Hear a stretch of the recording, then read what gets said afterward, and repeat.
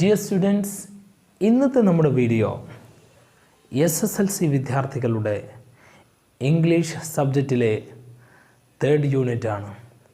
First 2 യൂണിറ്റുകൾ നമ്മൾ പഠിച്ചു കഴിഞ്ഞു. ആദ്യ യൂണിറ്റിൽ നമ്മൾ മനസ്സിലാക്കിയത് പ്രകൃതിയെക്കുറിച്ചായിരുന്നു, നേച്ചറിനെ കുറിച്ചായിരുന്നു. സെക്കൻഡ് യൂണിറ്റിൽ ഫ്രെയിംസുകളെ കുറിച്ചാണ് മനസ്സിലാക്കിയത്, അഥവാ സിനിമ സ്ക്രിപ്റ്റ്, സോങ് ഇവയൊക്കെ ആയിരുന്നു. എന്നാൽ നമ്മൾ 3rd യൂണിറ്റിൽ പഠിക്കുന്നത് ലോർ ഓഫ് വാല്യൂസ് ആണ്, അഥവാ മൂല്യങ്ങളുടെ പഠനമാണ്. നമ്മൾ എന്തിനാണ് ഈ ഇംഗ്ലീഷ് സബ്ജക്റ്റ് നമ്മുടെ സിലബസിൽ ഉൾപ്പെടുത്തിയിരിക്കുന്നത്? നമുക്കൊക്കെ ഒരു ഉത്തരം പറയാൻ പറ്റും, ഭാഷ പഠിക്കാൻ വേണ്ടിയിട്ടാണ്, ലാംഗ്വേജ് പഠിക്കാൻ വേണ്ടിയിട്ടാണ്. ശരിക്കും പറഞ്ഞാൽ ലാംഗ്വേജ് പഠിക്കാൻ മാത്രമാണോ ഈ ഒരു ഇംഗ്ലീഷ് സബ്ജക്റ്റ് സിലബസിൽ ഉൾപ്പെടുത്തിയിട്ടുള്ളത്? അതല്ല. അതോടൊപ്പം തന്നെ നമുക്ക് പ്രകൃതിയെക്കുറിച്ചും അതുപോലെ തന്നെ ലോകത്തുള്ള വിവിധ കാര്യങ്ങളെക്കുറിച്ചും മാത്രവുമല്ല നമുക്കൊരുപാട് മൂല്യങ്ങൾ പഠിക്കാൻ പറ്റും. അത് നമ്മുടെ ജീവിതത്തിൽ പകർത്താൻ സാധിക്കും. ഇത്തരം ലക്ഷ്യങ്ങളോട് കൂടിയിട്ടാണ് ഇംഗ്ലീഷ് സബ്ജക്റ്റ് നമ്മുടെ സിലബസിൽ ഉൾപ്പെടുത്തിയിട്ടുള്ളത്. അപ്പോൾ നമുക്ക് 3rd യൂണിറ്റ് പഠിച്ചു തുടങ്ങാം. 3rd യൂണിറ്റിൽ നമ്മൾ ആദ്യമായി പഠിക്കുന്നത് അനക്ഡോറ്റയാണ്. അനക്ഡോറ്റ എന്ന് പറഞ്ഞു കഴിഞ്ഞാൽ സംഭവ കഥയാണ്. എന്താണ് ആ സംഭവ കഥയുടെ പേര്? The best investment I ever made. ഇതാരാണ് എഴുതിയിരിക്കുന്നത്? പ്രശസ്തനായ സ്കോട്ടിഷ് നോവലിസ്റ്റായ A.J. ക്രോണിനാണ് ഈ ഒരു അനക്ഡോറ്റ സംഭവ കഥ എഴുതിയിരിക്കുന്നത്. അദ്ദേഹത്തിൻ്റെ ജീവിതത്തിൽ സംഭവിച്ച ഒരു സംഭവ കഥയാണ് നമ്മൾ പഠിക്കുന്നത്. പേരെന്തായിരുന്നു? The best investment ever I made. എൻ്റെ ജീവിതത്തിലെ ഏറ്റവും ബെസ്റ്റായിട്ടുള്ള ഇൻവെസ്റ്റ്മെൻറ്റ് അഥവാ മുതൽ മുടക്ക്. നമുക്കറിയാം, നമ്മൾ ഓരോരുത്തരും പണം കൊണ്ടുപോയിട്ട് മറ്റെവിടെയെങ്കിലും ഇൻവെസ്റ്റ് ചെയ്യും, പ്രോഫിറ്റ് ലക്ഷ്യമാക്കിക്കൊണ്ടാണ്. എന്നാൽ A.J. ക്രോണിൻ തൻ്റെ ജീവിതത്തിൽ ഒരു ഇൻവെസ്റ്റ്മെൻറ്റ് നടത്തുകയുണ്ടായി. അതെന്താണെന്ന് നമുക്ക് വായിച്ച് മനസ്സിലാക്കാം. Okay. On the second day, 2ാം ദിവസം. എന്തിൻ്റെയോ 2ാം ദിവസം എന്താണെന്ന് നോക്കാം. Out from New York. എവിടെയാണ്? അമേരിക്കയിലെ ന്യൂയോർക്കിൽ നിന്ന് അകലെയായിട്ട് 2ാം ദിവസം. While making the round of the promenade deck. While making the round of the promenade deck. കപ്പലിൽ യാത്ര ചെയ്തിട്ടുണ്ടോ നിങ്ങൾ? കപ്പലിൽ ആളുകൾക്ക് ഇങ്ങനെ നടക്കാൻ വേണ്ടിയിട്ട് ഒരു തുറസ്സായ സ്ഥലമുണ്ട്. ഏറ്റവും മുകളിലത്തെ തട്ടിലായിരിക്കും, ഡെക്കിലായിരിക്കും. അവിടെ തുറസ്സായ ഒരു സ്ഥലമുണ്ടാവും. അതിന് പറയുന്ന പേരാണ് പ്രൊമനേഡ്. അപ്പോൾ പ്രൊമനോഡ് എന്ന് പറയുമ്പോൾ അർത്ഥം എന്താണ്? തുറസ്സായ സ്ഥലം. ഡെക്ക് എന്ന് പറഞ്ഞു കഴിഞ്ഞാൽ മുകളിലെ ഭാഗം. അപ്പോൾ കപ്പലിൻ്റെ മുകളിലെ ഭാഗത്ത് ഇങ്ങനെ നടക്കുകയാണ്, റോന്ത് ചുറ്റുകയാണ്, റൗണ്ട് അടിക്കുകയാണ്. I suddenly became aware that one of the passengers was watching me closely. ഞാൻ വളരെ പെട്ടെന്ന് തന്നെ became aware, എനിക്ക് മനസ്സിലാക്കാൻ സാധിച്ചു, ഞാൻ അറിഞ്ഞു, that one of the passengers, അവിടെയുണ്ടായിരുന്നതിൽ വെച്ച് ഒരു പാസഞ്ചർ, ഒരു കപ്പൽ യാത്രക്കാരൻ, was watching me closely, എന്നെ ഇങ്ങനെ സാഗൂതം നോക്കുകയാണ്. എന്ന് പറഞ്ഞാൽ വളരെ സൂക്ഷിച്ച് സാഗൂതം നോക്കുകയാണ്. Following me with his gaze every time I passed. ഞാനിങ്ങനെ ഓരോ തവണയായി അദ്ദേഹത്തിൻ്റെ മുന്നിലൂടെ പാസ് ചെയ്യുമ്പോൾ അദ്ദേഹത്തിൻ്റെ ആ ഒരു കേസ് എന്ന് പറഞ്ഞാൽ തുറിച്ച് നോട്ടം ഇങ്ങനെ എന്നിലേക്ക് ഫോളോ ചെയ്യുകയാണ്. I wanted to rest. എനിക്കൊന്ന് റെസ്റ്റ് എടുക്കണം, എനിക്കൊന്ന് വിശ്രമിക്കണം. എന്തിനാ റെസ്റ്റ് എടുക്കുന്നത്? To avoid the tedium of casual and importunate ship board contact. To avoid the tedium of casual. Casual എന്ന് പറഞ്ഞാൽ ആകസ്മികമായ, അപ്രതീക്ഷിതമായ. ട്വെഡിയം എന്ന് പറഞ്ഞു കഴിഞ്ഞാൽ മുഷിഞ്ഞ. ഇമ്പോർച്ചുനേറ്റ് എന്ന് പറഞ്ഞു കഴിഞ്ഞാൽ നമ്മളെ അസ്വസ്ഥനാക്കുന്ന തുടരെയുള്ള ചോദ്യങ്ങളെക്കുറിച്ച് പറയുന്നതാണ് ഇമ്പോർച്ചുനേറ്റ്. അപ്പോൾ ഈ ഷിപ്പ് ബോർഡിൽ, അതായത് ഈ ഷിപ്പിൽ അയാളെ ആകസ്മികമായിട്ട് മുഷിപ്പിക്കുന്ന തുടരെയുള്ള ചോദ്യങ്ങൾ ഒഴിവാക്കാനായിട്ട് അദ്ദേഹത്തിന് റെസ്റ്റ് എടുക്കണമെന്ന് തോന്നുകയാണ്. I gave no sign of having noticed the man. എന്നെ തുറിച്ചു നോക്കുന്ന, നോട്ടം കൊണ്ട് എന്നെ ഫോളോ ചെയ്യുന്ന ആ മനുഷ്യനെ ശ്രദ്ധിച്ചതായി ഭാവിച്ചതേയില്ല, കണ്ടതായി നടിച്ചില്ല. There was nothing importunate about him. പക്ഷേ അദ്ദേഹത്തിൽ നിന്ന് എന്നെ ആലോസപ്പെടുത്തുന്ന, എന്നെ അനോയ് ചെയ്യുന്ന യാതൊരു വിധത്തിലുള്ള ക്വസ്റ്റ്യൻസുകളും വന്നില്ല. On the contrary, അതിന് വിരുദ്ധമായിട്ട് he seemed affected by a troubled. അദ്ദേഹത്തിന് എന്തോ ഒരു പ്രശ്നമുണ്ടെന്ന് തോന്നുകയാണ്. rather touching diffidence. അദ്ദേഹത്തിന് ആത്മവിശ്വാസക്കുറവ് തോന്നിക്കുന്നുണ്ട്. ഡിഫിഡൻസ് എന്ന് പറഞ്ഞാൽ ആത്മവിശ്വാസക്കുറവ് എന്നുള്ളതാണ്. he was in his early 40s. അദ്ദേഹം ഏകദേശം 40-നോടടുക്കുന്ന പ്രായമാണ് തോന്നിക്കുന്നത്. rather short in build. കാഴ്ചയിൽ ഒരു ഷോർട്ടായ മനുഷ്യനാണ്, കുറുതായ മനുഷ്യനാണ് എന്ന് പറയാറില്ലേ. with a fire complexion and clear blue eyes. Fair കോംപ്ലക്ഷനാണ്, കണ്ടാൽ നല്ല വെളുത്ത് ആകാരവടിവുള്ള ശരീരപ്രകൃതമുള്ള സൗന്ദര്യവാനായ, അതോടൊപ്പം തന്നെ ബ്ലൂ ഐസ് കൂടിയാണ്, നല്ല നീല കണ്ണുള്ള സൗന്ദര്യമുള്ള കുറുതായിട്ടുള്ള 40-നോടടുത്ത് പ്രായം വരുന്ന ഒരു മനുഷ്യനാണ് ഇദ്ദേഹം.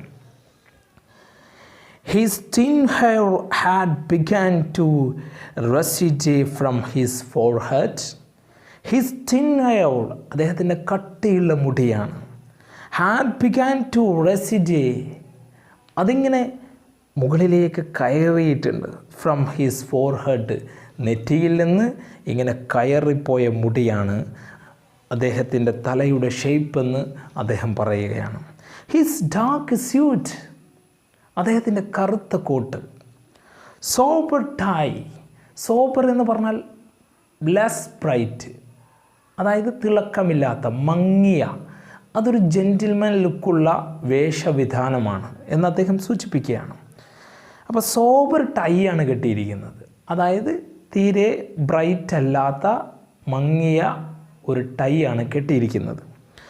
And rimless spectacles gave evidence of serious and reserved disposition.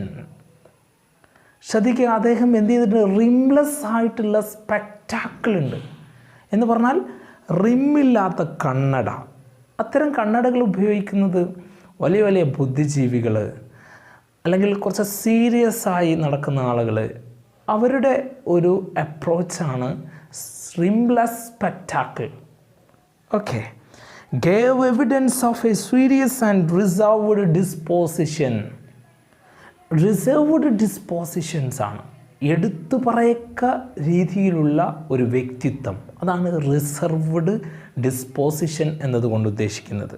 അപ്പോൾ വളരെ ഗൗരവമുള്ള, എടുത്തു പറയത്തക്ക വിധത്തിലുള്ള ഒരു വ്യക്തിത്വമുള്ള ആളാണ് ഇയാളെന്ന് ഇയാളുടെ ആ വേഷവിധാനത്തിൽ നിന്ന് മനസ്സിലായി എന്നാണ് A.J. ക്രോണിൻ. ഈ A.J. ക്രോണിൻ ഒരു ഡോക്ടർ കൂടിയായിരുന്നു കേട്ടോ, അതും കൂടി നിങ്ങൾ മനസ്സിലാക്കുക. At this point the bungle sounded for a dinner. ആ സമയത്താണ് ഡിന്നറിന് ബംഗിൾ ചെയ്തത്. ബംഗിൾ എന്ന് പറഞ്ഞു കഴിഞ്ഞാൽ ഒരു മുഴക്കം, കപ്പലിൽ ബെല്ലടിച്ചു എന്നുള്ള അർത്ഥമാണ്, ഡിന്നറിനല്ല. And I went below. അങ്ങനെ ഞാൻ എന്ത് ചെയ്തു? താഴേക്ക് പോകുകയാണ്. ഭക്ഷണം കഴിക്കാൻ വേണ്ടിയിട്ട്, ഡിന്നർ കഴിക്കാൻ വേണ്ടിയിട്ട് പോവുകയാണ്. ഓൺ ദ ഫോളോവിങ് ഫോർനൂൺ, പിറ്റേ ദിവസം ഉച്ചയ്ക്ക് മുമ്പ്. ഫോർനൂൺ എന്ന് പറഞ്ഞാൽ ഉച്ചയ്ക്ക് മുമ്പ്. അപ്പോൾ അതുവരെ കാര്യങ്ങളൊന്നും സംഭവിച്ചില്ല. പിറ്റേ ദിവസം ഉച്ചയ്ക്ക് മുമ്പായിട്ട് I again observed my fellow voyager watching me earnestly from his deck chair.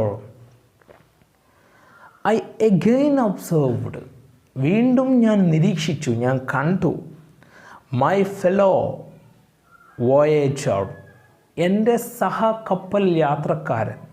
Voyager എന്ന് പറഞ്ഞു കഴിഞ്ഞാൽ കപ്പൽ യാത്രക്കാരൻ, ഫെലോ എന്ന് പറയുമ്പോൾ സഹ. Watching me earnestly from his deck chair, മുകളിലെ ഒരു കസേരയിൽ വളരെ ഗൗരവത്തോടുകൂടി ഇരിക്കുന്നയാൾ എന്നെ നോക്കുന്നതായിട്ട് ഞാൻ കാണുകയാണ്, ഞാൻ ശ്രദ്ധിക്കുകയാണ്. ഏണസ്റ്റ്ലി എന്ന് പറയുമ്പോൾ വളരെ ഗൗരവത്തോടുകൂടി എന്നുള്ള അർത്ഥമാണ്. Now A lady was with him, മുമ്പ് കണ്ടതുപോലെയല്ല അദ്ദേഹത്തെ ഇപ്പോൾ കാണുന്നത്. ഇപ്പോൾ ആര് കൂടിയുണ്ട്? Now A lady was with him, ഒരു പെണ്ണ് കൂടി അദ്ദേഹത്തിൻ്റെ കൂടെയുണ്ട്. ഒബ്വിയസ്ലി ഹിസ് വൈഫ്, തീർച്ചയായും അദ്ദേഹത്തിൻ്റെ ഭാര്യയാവാം. The situation by this time had begun to intrigue me. ആ ഒരു സമയത്ത് എനിക്ക് ഇൻട്രിഗ്യൂ ഉണ്ടാവാൻ തുടങ്ങുകയാണ്. എന്താ ഇൻട്രിഗ്യൂ എന്ന് പറഞ്ഞു കഴിഞ്ഞാൽ? എനിക്ക് വല്ലാത്തൊരു ആകാംക്ഷ. ഇൻട്രിഗ്യൂ എന്ന് പറഞ്ഞു കഴിഞ്ഞാൽ ഞാൻ ആകാംക്ഷ പരിധനാവാൻ തുടങ്ങുകയാണ്. Discovered from my steward that they were Mr. and Mrs. Jones from a small suburb of London. I discovered from my steward, എൻ്റെ സ്റ്റവാർഡിൽ നിന്ന് ഞാൻ മനസ്സിലാക്കി. സ്റ്റവാർഡ് എന്ന് പറഞ്ഞാൽ പരിചാരകൻ, എൻ്റെ കാര്യങ്ങളൊക്കെ നടത്തുന്നയാൾ. അദ്ദേഹത്തിൽ നിന്ന് ഞാനൊരു കാര്യം മനസ്സിലാക്കി. That they were Mr. and Mrs. John. Mister ജോണും മിസ്സിസ് ജോണുമാണ് അതെന്ന്. അതായത് മിസ്റ്റർ ജോണിൻ്റെ ഭാര്യയും മിസ്റ്റർ ജോണുമാണ് എന്ന് മനസ്സിലാക്കുകയാണ്. From a small suburb of London, അവരെവിടെ നിന്നാണ് വരുന്നത്? ലണ്ടനിലെ ഒരു പ്രാന്തപ്രദേശത്തിൽ നിന്നാണ്, സബർബിൽ നിന്നാണ്. എന്താ സബർബ് എന്ന് പറയുന്നത്?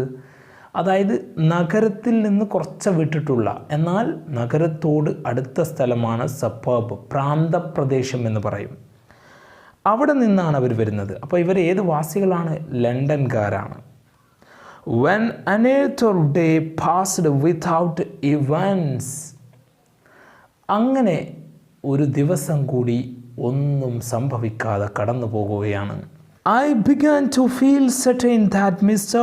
Jones would remain too shy to carry out his obvious desire to approach me. കുറച്ച് കഴിഞ്ഞപ്പോൾ AJ ക്രോണിന് തോന്നിയൊരു കാര്യം പറയുകയാണ്. അതായത് ഈ വ്യക്തിക്ക് AJ ക്രോണിനെ സമീപിക്കണമെന്നുണ്ട്, പക്ഷേ അദ്ദേഹത്തിന് അതിനുള്ള ധൈര്യമില്ല. മാത്രമല്ല അദ്ദേഹത്തിന് ലജ്ജയും തോന്നുകയാണ്. എന്നാർക്ക് മനസ്സിലായി? AJ ക്രോണിന് മനസ്സിലാവുകയാണ്. ഹവർ, അങ്ങനെ അതായത് മടിച്ചു നിൽക്കുകയാണ്. ഒരുപക്ഷെ നമ്മൾ ആദരിക്കുന്ന, നമ്മൾ ബഹുമാനിക്കുന്ന വ്യക്തികളെ നമ്മൾ കാണുമ്പോൾ നമുക്ക് അവരോട് സംസാരിക്കാൻ ഒരു മടിയോ ഒരു ലജ്ജയോ അല്ലെങ്കിൽ ഒരു പേടിയോ ഒക്കെ തോന്നിയേക്കാം. അപ്പോൾ അതുപോലെ ഇയാൾക്ക് തോന്നുകയാണ്. However, on our final evening to see Mrs. Jones decided the matter. അങ്ങനെ ആ കപ്പൽ യാത്രയുടെ അവസാന വൈകുന്നേരമാണ് എന്ന് പറഞ്ഞാൽ ആ കപ്പൽ യാത്ര അവസാനിക്കുകയാണ്. അമേരിക്കയിൽ നിന്ന് ഇംഗ്ലണ്ടിലേക്കാണ് ആ കപ്പൽ വരുന്നത്. ഇംഗ്ലണ്ടിലെത്താൻ പോകുന്ന അവസാന ഈവനിങ് ആണ്. ആ ദിവസം ഈ മിസ്സിസ് ജോൺസ് ഉണ്ടല്ലോ, ജോണിൻ്റെ ഭാര്യയുണ്ടല്ലോ, അവരെന്ത് ചെയ്തു? ആ കാര്യത്തിനൊരു തീരുമാനം ഉണ്ടാക്കി. ഡിസൈഡഡ് ദ മാറ്റർ, തീരുമാനം ഉണ്ടാക്കുകയാണ്. എന്തിന്? ഈ മടിയൊക്കെ മാറ്റാൻ തീരുമാനിക്കുകയാണ്. ചിലപ്പോൾ ഈ പെണ്ണുങ്ങളായിരിക്കും ഭർത്താക്കന്മാർക്ക് ചില കാര്യങ്ങളിൽ മടി തോന്നുമ്പോൾ അല്ലെങ്കിൽ ലജ്ജ തോന്നുമ്പോൾ അതൊക്കെ ഒഴിവാക്കാൻ ശ്രമിക്കുക. With a firm pressure on his hand, അദ്ദേഹത്തിൻ്റെ കയ്യിൽ ബലമായി, ഫേം പ്രഷർ ബലമായിട്ട് പിടിച്ച്, and whispered word in his year, എന്നിട്ട് എന്ത് ചെയ്തു? അദ്ദേഹത്തിൻ്റെ ചവിട്ടിൽ എന്തോ ഇങ്ങനെ വിസ്പർ മന്ത്രിക്കുകയാണ്, സ്വകാര്യം പറയുകയാണ്.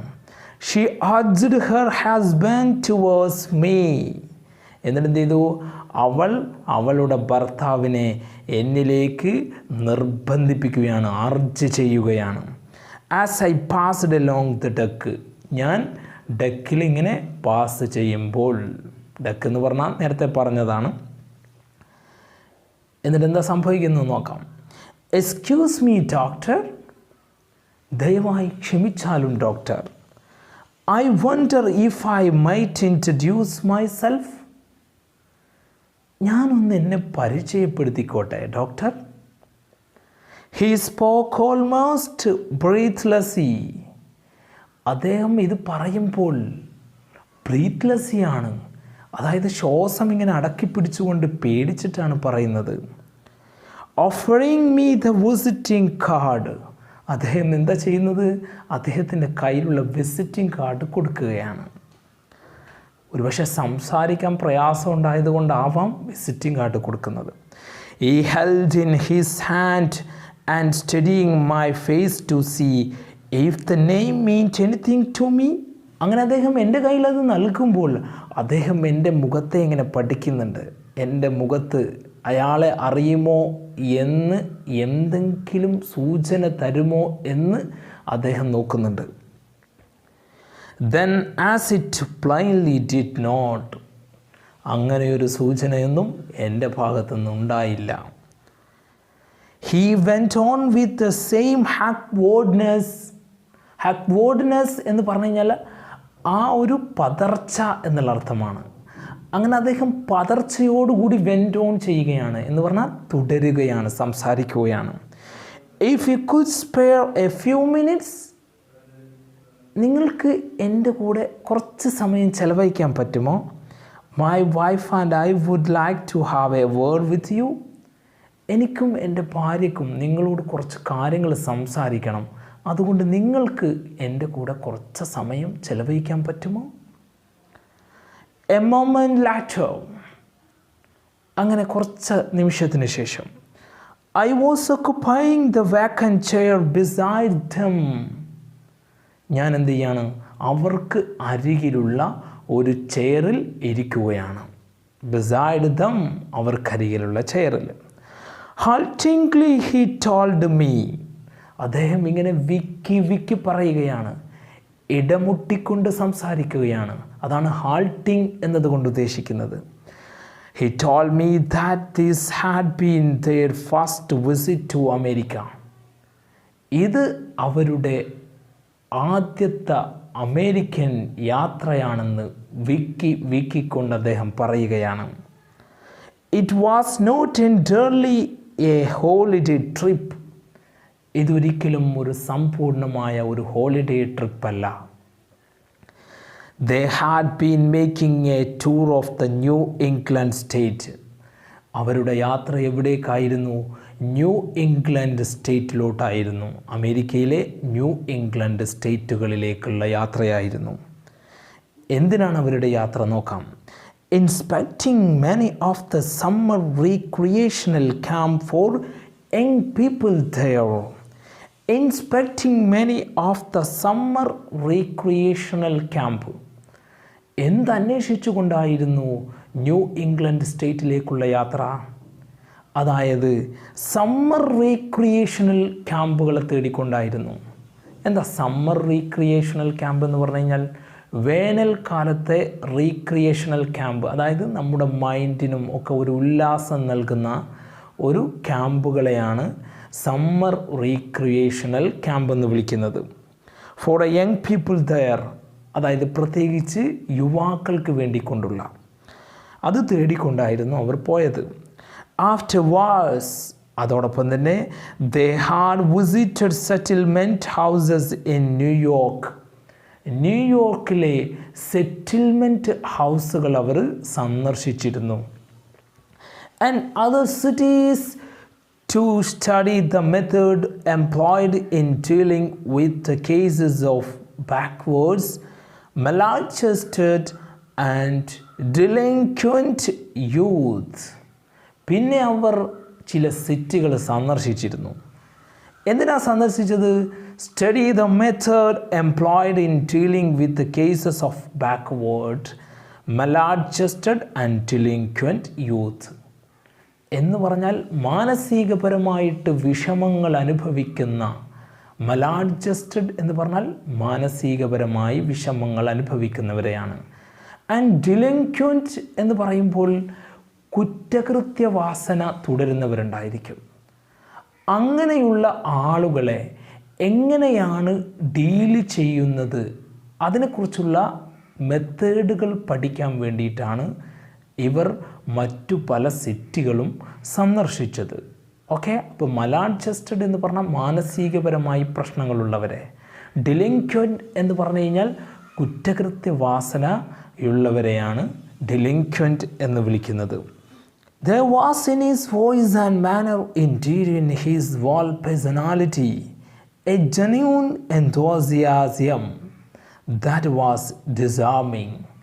അദ്ദേഹത്തിൻ്റെ ആ വോയിസ് ഉണ്ടല്ലോ, ആ സംസാരം, അതേപോലെ തന്നെ മാനർ ഉണ്ടല്ലോ, പെരുമാറ്റം, മാനറിസം, അതുപോലെ തന്നെ ഹോൾ പേഴ്സണാലിറ്റി, ആ വ്യക്തിത്വം ഉണ്ടല്ലോ, അതുപോലെ തന്നെ ജെന്യൂൺ എന്തോസിയാസിയം, ആ ഒരു ആവേശമുണ്ടല്ലോ, യഥാർത്ഥ ആവേശമുണ്ടല്ലോ, അതൊക്കെ കണ്ടപ്പോൾ ദാറ്റ് വാസ് ഡിസാർമിങ്. എനിക്ക് അദ്ദേഹത്തോട് നേരത്തെ തോന്നിയിരുന്ന ആ ഒരു വെറുപ്പുണ്ടല്ലോ, അത് ഇല്ലാതായിപ്പോയി. ഡിസാർമിങ് എന്ന് പറഞ്ഞു കഴിഞ്ഞാൽ വെറുപ്പില്ലാതായി എന്നുള്ള അർത്ഥമാണ്. I found myself liking him instinctively. പതിയെ എനിക്ക് അദ്ദേഹത്തെ ഇഷ്ടപ്പെടാൻ തുടങ്ങുകയാണ്.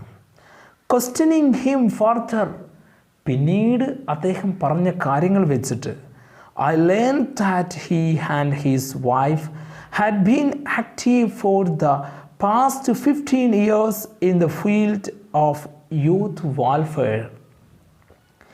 അവർ പറഞ്ഞതനുസരിച്ച് ഞാൻ മനസ്സിലാക്കിയത്, അല്ലെങ്കിൽ എനിക്ക് പഠിക്കാൻ കഴിഞ്ഞത്, അദ്ദേഹവും അദ്ദേഹത്തിൻ്റെ ഭാര്യയും കഴിഞ്ഞ 15 വർഷമായിട്ട് യൂത്ത് വെൽഫെയറിൽ യുവാക്കളുടെ ക്ഷേമത്തിന് വേണ്ടിക്കൊണ്ട് പ്രവർത്തിച്ചു കൊണ്ടിരിക്കുകയാണെന്ന് അവരുടെ സംസാരത്തിൽ നിന്ന് എനിക്ക് മനസ്സിലാക്കാൻ സാധിച്ചു. He was by a profession, അദ്ദേഹത്തിനൊരു പ്രൊഫഷൻ കൂടി ഉണ്ടായിരുന്നു. എ സോളിസിറ്റർ, അദ്ദേഹം ആരായിരുന്നു? സോളിസിറ്റർ ആയിരുന്നു, ഒരു വക്കീലായിരുന്നു. സോളിസിറ്റർ എന്ന് പറഞ്ഞാൽ വക്കീൽ അല്ലെങ്കിൽ lawyer. But in addition to his practice at the court, found time to act a director of the charitable organization devoted to the care of boys and girls. അദ്ദേഹം കോടതിയിൽ പ്രാക്ടീസ് ചെയ്യുന്നതോടൊപ്പം ഈ ആൺകുട്ടികൾക്കും പെൺകുട്ടികൾക്കും വേണ്ടി ഡിവോട്ട് ചെയ്ത ചാരിറ്റബിൾ ഓർഗനൈസേഷൻ്റെ ഡയറക്ടറായി കൂടി പ്രവർത്തിച്ചിരുന്നു എന്നുള്ളതാണ്. അപ്പോൾ ശ്രദ്ധിക്കുക, അദ്ദേഹത്തിൻ്റെ ജോലിയോടൊപ്പം അദ്ദേഹം ഒരു ചാരിറ്റബിൾ ഓർഗനൈസേഷൻ്റെ ഡയറക്ടറായിട്ട് ജോലി ചെയ്യുന്നുണ്ട്. നമ്മുടെ നാട്ടിലെ പ്രൊഫഷണൽസിനും അതുപോലെ തന്നെ നമ്മുടെ നാട്ടിലെ സാമൂഹിക പ്രവർത്തകർക്കും ഒരു പാഠമാണ്. സാമൂഹിക പ്രവർത്തനം ചെയ്യുന്നതിൻ്റെ കൂടെ തന്നെ മറ്റൊരു പ്രൊഫഷൻ ചെയ്യുന്നുണ്ട്. പ്രൊഫഷൻ ചെയ്യുന്നതിനോടൊപ്പം തന്നെ സാമൂഹിക പ്രവർത്തനവും നടത്തുന്നുണ്ട്. ഓക്കെ, അപ്പോൾ കുട്ടികൾക്ക് വേണ്ടിക്കൊണ്ടുള്ള ഒരു ചാരിറ്റബിൾ ഓർഗനൈസേഷൻ്റെ ഡയറക്ടറായിരുന്നു ഇദ്ദേഹം. മോസ്റ്റ്ലി ഫ്രം സിറ്റി സ്ലംസ്, കൂടുതലും എവിടെയുള്ളവരായിരുന്നു? സിറ്റി സ്ലംസിലുള്ളവരായിരുന്നു. എന്ന് പറഞ്ഞാൽ ചേരി, സ്ലംസ് എന്ന് പറഞ്ഞാൽ ചേരികളാണ്.